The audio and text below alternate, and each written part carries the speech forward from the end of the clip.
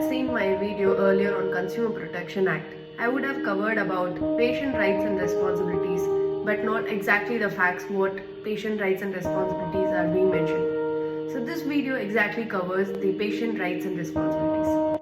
It is the right of the patient to have the informed consent before starting any treatment or surgery. What is right to informed consent? Right to informed consent is where the patient has to sign a document before undergoing a surgery or a treatment. That might cause harm for the patient, just in case, maybe.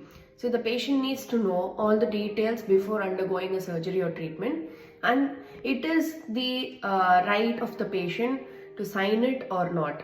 It is their sound of mind's decision whether to undergo that particular surgery or treatment. But the informed consent needs to be provided to the patient before any surgery or treatment. That is their ultimate right. It is the right of the patient to say no to a treatment or to have a second choice. Patients have the rights to have dignified and respectful treatment of care from the healthcare professionals or any people working at the hospital. Patients have the right to have confidentiality of care and privacy of treatment.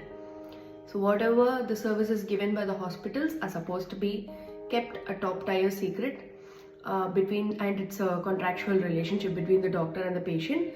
So whatever has been mentioned by the doctor to the patients has to be kept confidential. Patients have the right to have the access to their medical records, and they have the rights to ask for the treatment's details and their conditions. Various responsibilities of the patients include not damaging the hospital's property.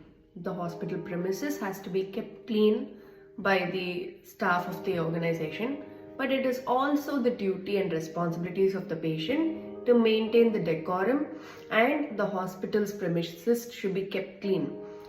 Any garbage or anything, if they have to dispose properly in the dustbin. If they don't know where to dispose, they should ask it from the healthcare professional. It is also the responsibility of the patient and the patient relatives to not harm the healthcare professionals at any cost. Again, another responsibility of the patient and the patient relative is that they need to provide the clinicians with the right information on what conditions they are going through, what was their past history, what are the various side effects they have in their body, what are the other diseases that can correlate with this disease while providing any medication that could lead them to any problems.